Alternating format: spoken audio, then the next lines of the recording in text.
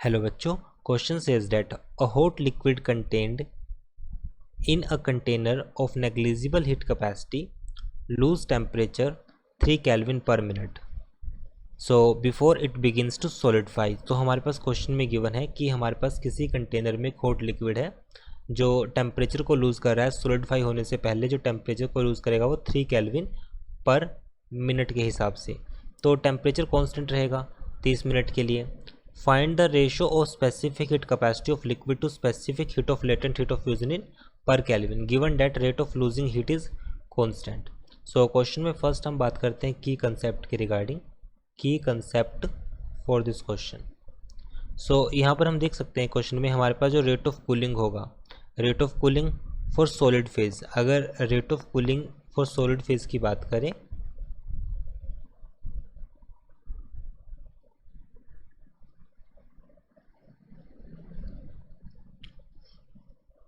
rate of cooling for solid phase, that is dq by dt equals to ms delta T. Delta T हमारे पास क्या आएगा, change in temperature, जहाँ पर S हमारे पास क्या है, स्पेसिफिक हीट, एम मास है of the substance, D T हमारे पास क्या है, change in temperature, that is delta T हमारे पास यहाँ पर है चेंज इन टेम्परेचर।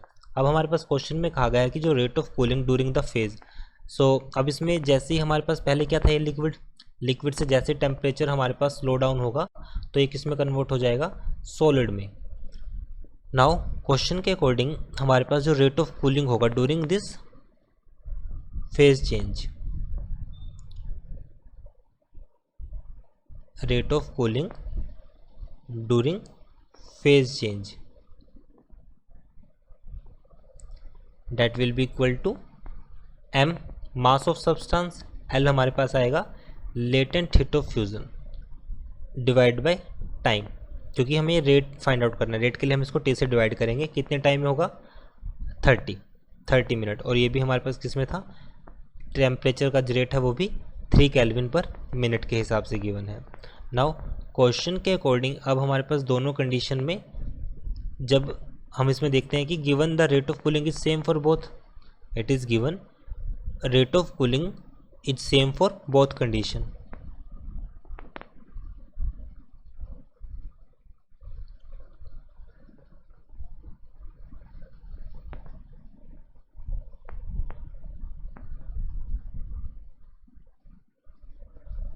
सो यहाँ से वैल्यू हमारे पास आएगी that will be equal to M S delta T equals to M L divide by 30।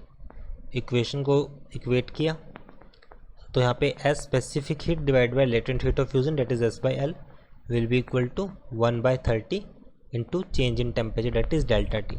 अब चेंज इन टेम्परेचर कितना है, 3 kelvin per minute, so we will use this value here. तो value आएगी 1/30 इंटू डेल्टा टी आएगा 3। सो S by L की जो ratio आएगी that will be equal to 1/19। So 1/90 sorry, that will be our answer. I hope you understood this explanation. Thank you.